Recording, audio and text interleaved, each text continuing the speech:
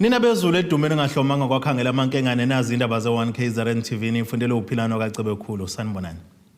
Ake sibheke lezo ndaba kwizona ezihamba phambili namuhla. Ngekandunankulu itusa amagalelo kahulumeni ziyabakhalela kwelokubulawa komculo wehip hop, imbizo yamakhosi ondini, kanti IFP ithi sobala inkinga yemisebenzi kulelizwe. Siyanemukeleni nabangambombo omnyama kwindaba ze1KZNTV. Undunankulu wesifundazwe KwaZulu-Natal uNomusa Dube-Ncube wethula inkulumo yakhe yesibili yokuvula kwesishayamithetho eMgungundlovu ngazibomvu namuhla.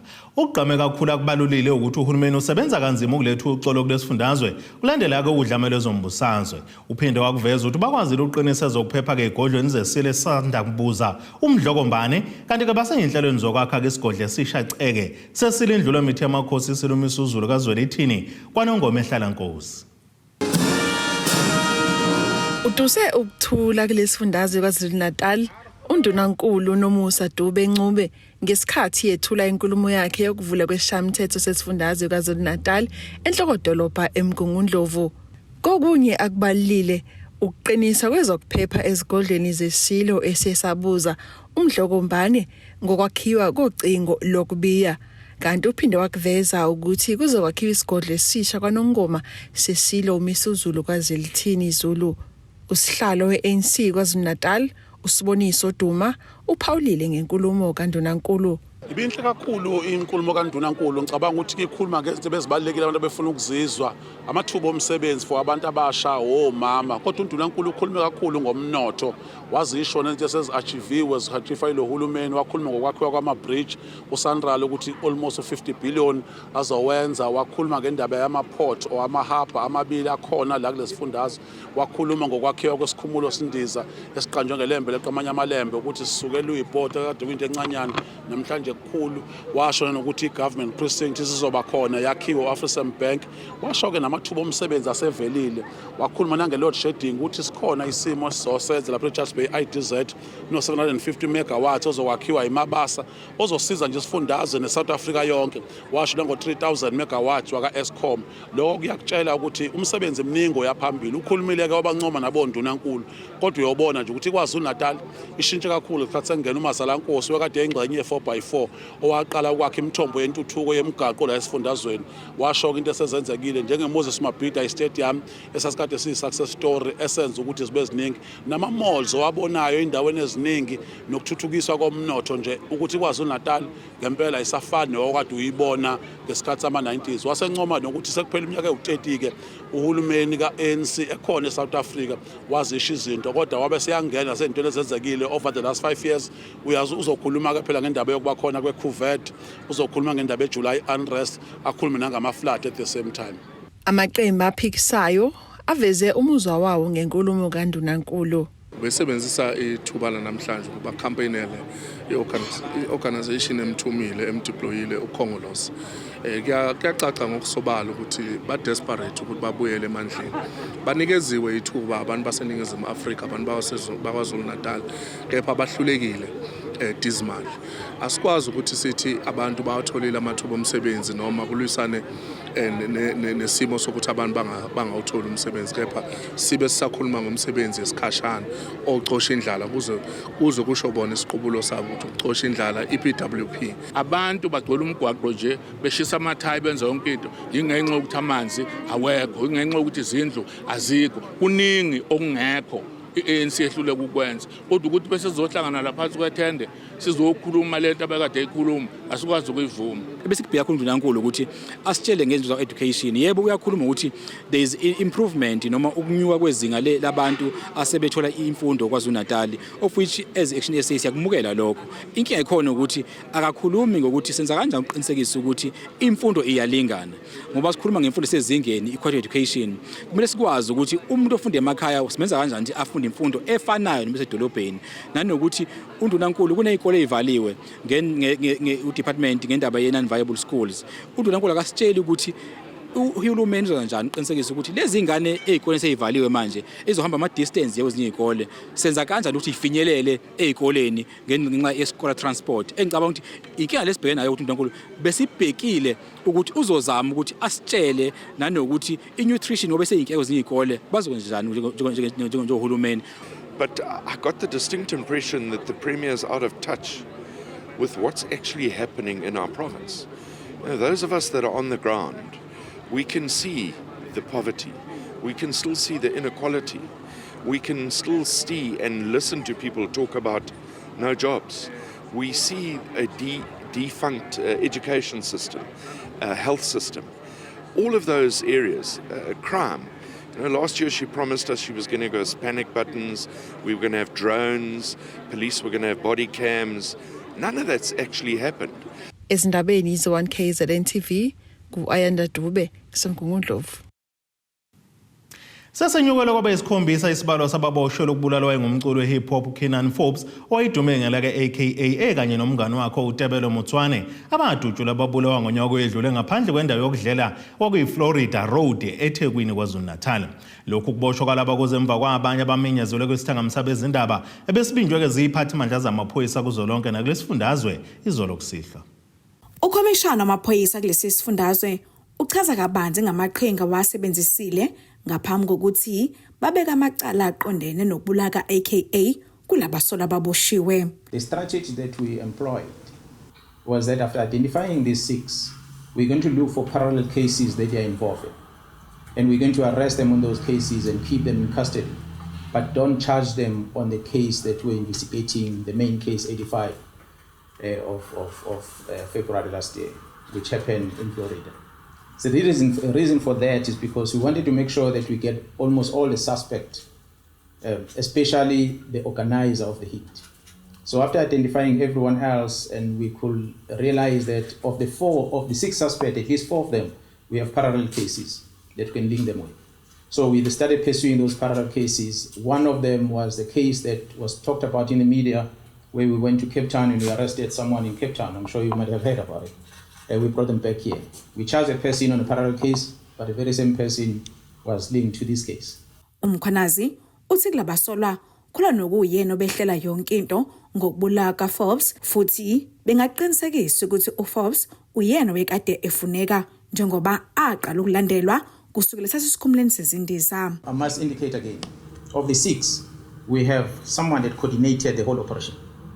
And that's a person who mobilized all these resources and people. That's a person who paid them after the job. So whether did he get the instruction from elsewhere, we cannot say that because we don't have that evidence. At least we know that he's the one that organized everything.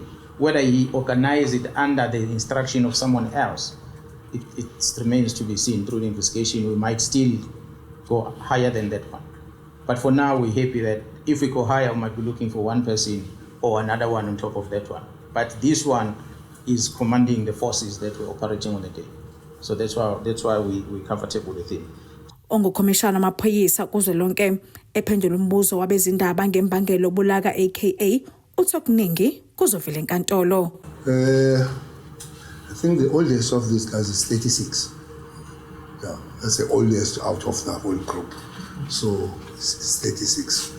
It's not very old group of people all that.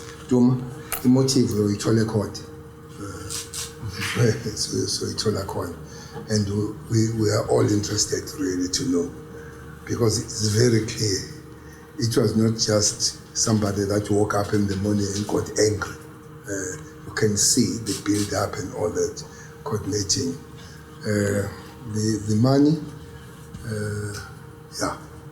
they got money. All of them, they were paid. Kanti kulindeleke bavele enkantolo osukeni lakusasa.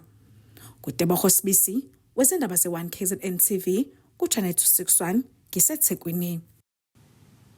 Lo liso lesile shamthetho sesifundazwe umntwana kuSimphiwe Zulu sedala ukuthi silo sesibiza umhlangano ophuthumayo namakhosi angaphansi kwesifunda iKingcetshwayo enyakatho nelikaMthaniya.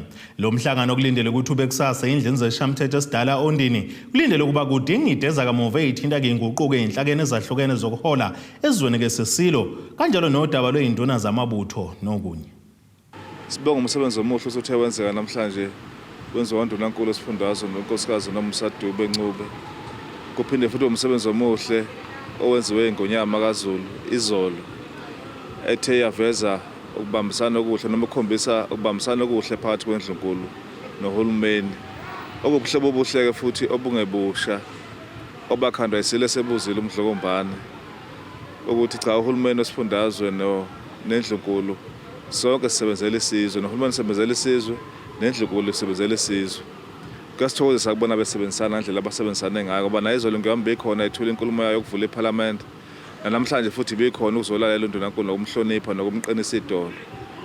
Cha ngale kwalokho ke umsakazi ukwedlulisa nje isimemezelo ukuthi kusasa undini endlini zesishamthetho amakhosi aseKingcetshwayo azohlangana nesilo samaZulu isilo samabandla uMesizulu kwaZolithini.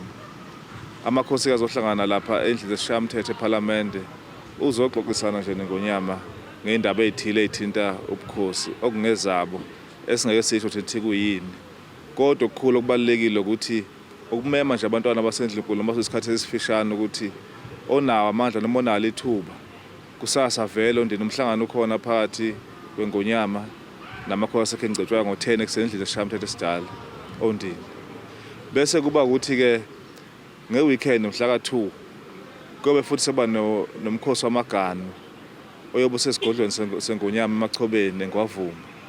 Iyamenywa ke indlunkulu yonke nesizwe sonke lesikaZulu ukuthi siphelele emachobeni emaganweni uNgonyama lapha eyobe khona. Ilokho nje umsakazi siyathokoza. Lo khulumela ke iqembu le-IFP kuzolonke umkhuleko hle ngokuthi kumele kukhathaze ukugcwala kwentshe emicimbini oncinca amalungu omphakathi ukuba azolalela osomqulu bezethembiso zamaqembu ezepolitiki. Ekhulume ngolo lomphakathi Hammersdale namuhla uhlengwa uthi njengoba lokhu kuyibeka ngokusobala inkinga ebhekene nomphakathi yokwesolakala kwemisebenzi kwasisekela emicimbi yenziwa ngeinsuku zokusebenza. Yize abaholi beqembu iIFP begcwele zonke izinkalo benqinqa amalungu omphakathi ukuba aphume ngobuningi ukuyothamela ukwethulwa kukasomqulu walo wezethembiso okhulumela leli qembu kuleli uthi ke ubuningi bentsha ethamela le micimbi ngesikhathi okufanele ngabe isemsebenzini kuyakhathaza. Akufanele yize kukuhle ukuthi sihlangene kodwa kufanele ungabe intsha iningi ngangaka la namhlanje kuLosithathu kufanele ngabe basemsebenzini. Kodwa ngenxa yokuthi uhulumeni okhona uyahluleka ukukhanda amathuba emisebenzi umnotho waKwaZulu Natal awukhuli ngomgcibelo lapha yaye Moses Mabhida kade kunengqungquthela yamanga abantu besazothembisa bazokhanda imisebenzi kodwa bese magunyeni okwakhanda imisebenzi bathi bazokwenza impilo engcono ngokuzayo bese magunyeni okwenza lokho manje. Mhlazili 10 kuNdasa kulendeleke ukuba inkatha ibuthane enkundleni yezemidlalo iMoses Mabhida eThekwini nalapho izokwethula khona usomqulu wayo wezethembiso njengoba kulendeleke ukuba ke kubanjwe ukhetho kuleli. Usihlalo we-IFP kwaZulu Natal ukhumbuza umphakathi waseHammersdale ngomlando walendawo kuzomzabalazo wenkululeko nalapho ephinde waveza ukukhathazeka ngokuthi ke kayisanakiwe. Lapha eHammersdale kulapho umzabalazo wenkululeko wawushisa khona phansi ngeminyaka yama-80s nama-90s. Umnikelo wabantu balapha eHammersdale ekhululweni kwalelizwe uyaziwa uqoshwe phansi. Abantu balapha banikela ngegazi labo ukunisela umzabalazo wenkululeko ikakhulukazi iqembu lenkatha nokhongolosi inzokulendawo. Manje kunenkolelo mina ukuthi lo mlando sengayiphinda wokulwela umzabalazo wenkululeko yangampela manje. Akungayona inkululeko yokuvota kuphela kodwa inkululeko ukuthi impilo zabantu zibe ngcono. Ngoba abantu basuke bengayitholile inkululeko uma behleze emakhaya bebulawa indlala. basobe ngayitholile inkululeko abantu mabehleze emakhaya bengasebenzi. Basobe ngayitholile abantu inkululeko mangabe ngisho gogo nomkhulu lempesheni abayiqala umntwana aphinda angene beyithola sekuthiwa kuthatha i-airtime kuthatha ugesi ugogo engazawuthenga ugesi. Kwezinye isikhathi bethi bayafika kuthiwa namhlanje hayi anibobuya ngakusasa. Kuzokhumbuleka ukuthi emavikini edlule kubonakale iqembu le-EFF kanye nokhongolose nabo bethula osomqulu babo khona-ke kule nkundla kanti bebejabulela-ke ukuyigcwalisa. Usihlalo we-IFP uthi-ke lokho kakukho emqoka kubo kepha basikhathaza ngabazokusho emphakathini othwele kanzima. Mhla 10 sikulungele njengeqembu le-IFP ukuba siyogcwalisa amabhedi. Okusemqoka kubona ukuyigcwalisa, okusemqoka umyalezo esobe umongameli uhlabisa ayobe uthulela nje wonke umuntu walapha eNingizimu Afrika ukuthi iqembu le-IFP malinika ithuba lizokwenzani lenzela abantu. Into eyishwa ukuthi abantu abaningi bayathembisa, amaqembu ayathembisa. Iqembu lenkatha linokuhlukile ngoba linomlando okwezinto elazenzayo la esifundazweni ehlale siyichaza njalo eyikhona engadingi ukutolikwa njalo ngayizikola ama-college nama-nyuvesi nokuningi okuyizindawo zomnotho okwadala amathuba okuphila ebantwini.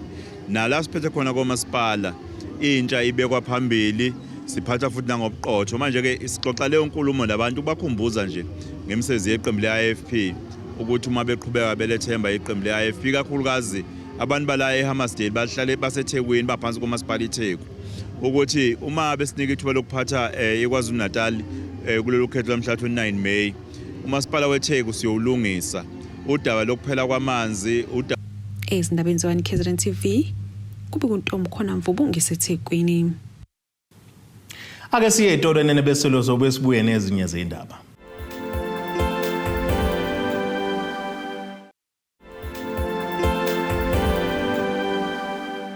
Asibonge nina bendloveni amandla siphinde sinamukele kwindaba zethu ze-1KZNTV nazo kwizona ezihamba phambili namuhla.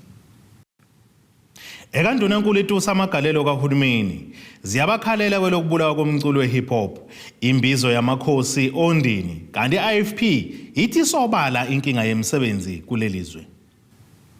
Uhlalo wenhlangano abamatekisi Santakho ngaphansi kwesifunda iKing Cetshwa inyakatho KwaZulu-Natal umduduzi Makhunga uthi benza ke imizamo yokuthi kungenele abakadlodla amaphoyisa ukuze akwazi ukulawula isimo njengoba kunombango wemzila phakathi kwamatekisi ahambele eMhlathuze kanye nasengwelezane ngasempangeni enyakatho nelikaMthaniya.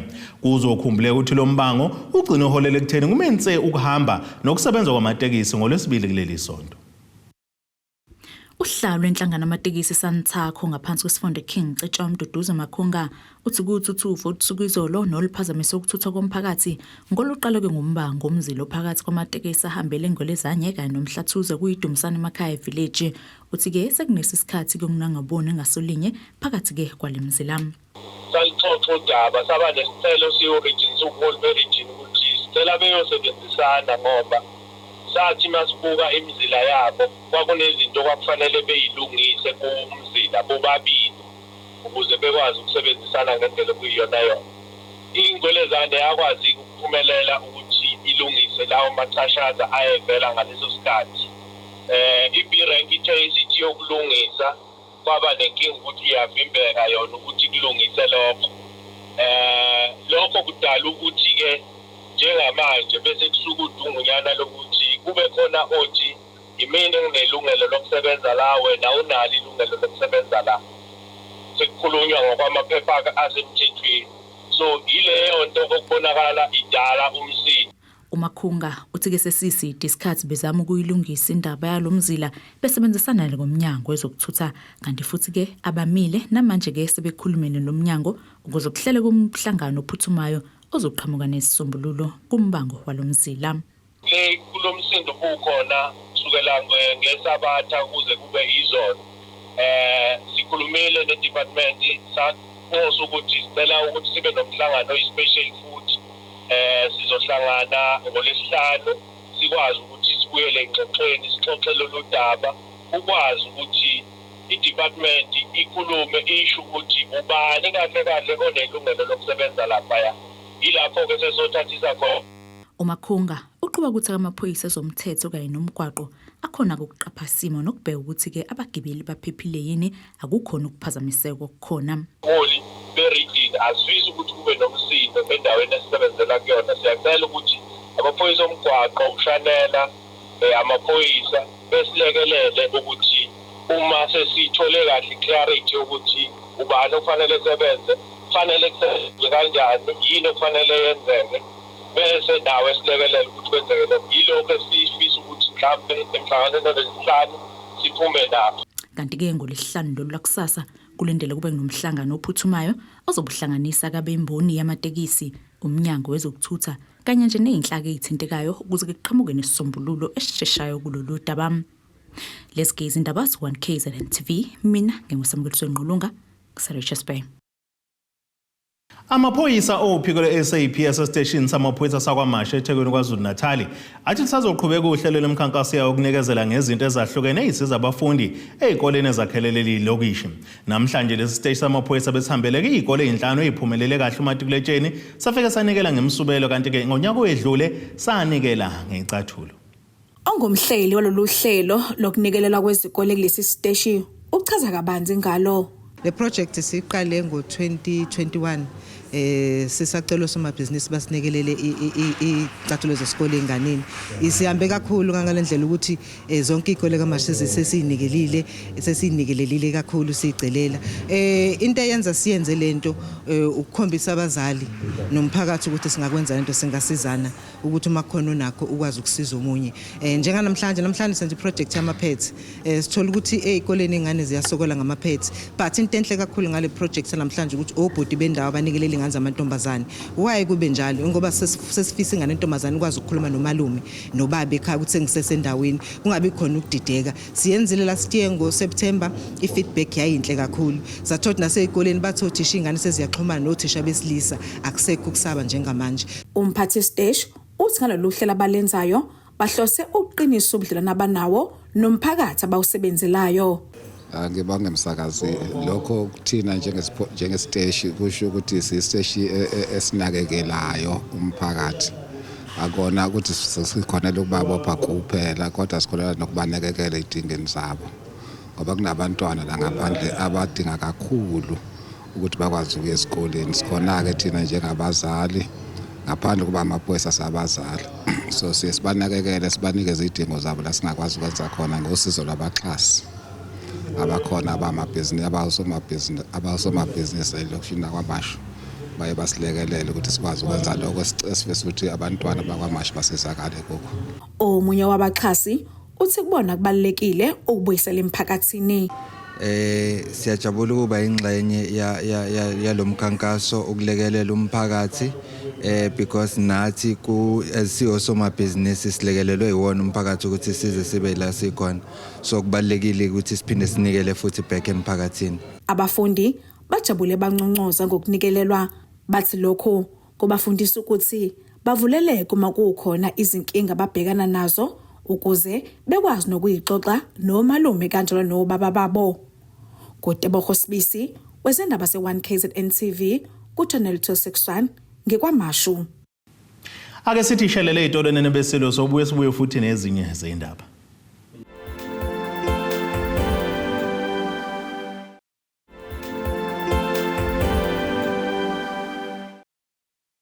Asibonge nabangambombo umnyama siphinde sinamukele kwindaba zethu ze1KZNTV nazo kuyizona ezihamba phambili namuhla.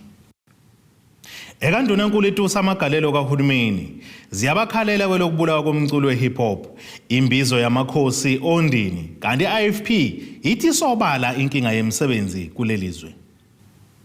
Ake sibheke engosini yezomnotho.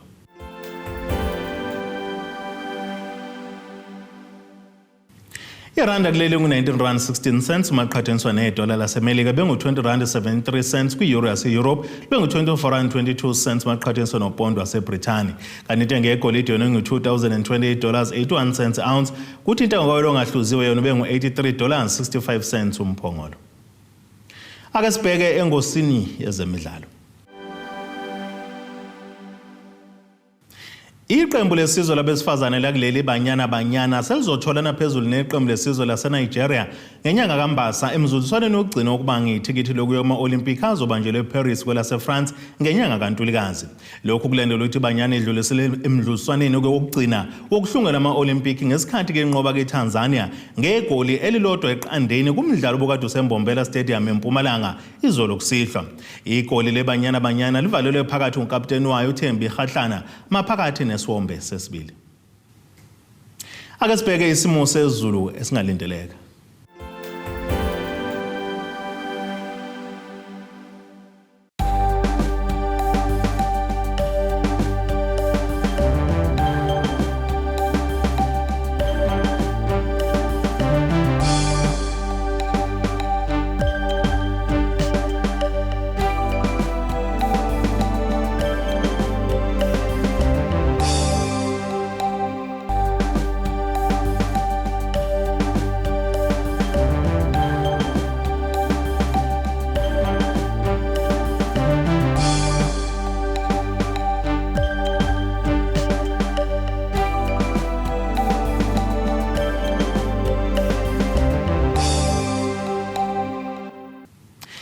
Iyanini bakaqambulankomo zilahlekile zodliwa umdlebe kwasoshangana. Kwamzimba umntwana nethimba lonke le indaba sithi khumu.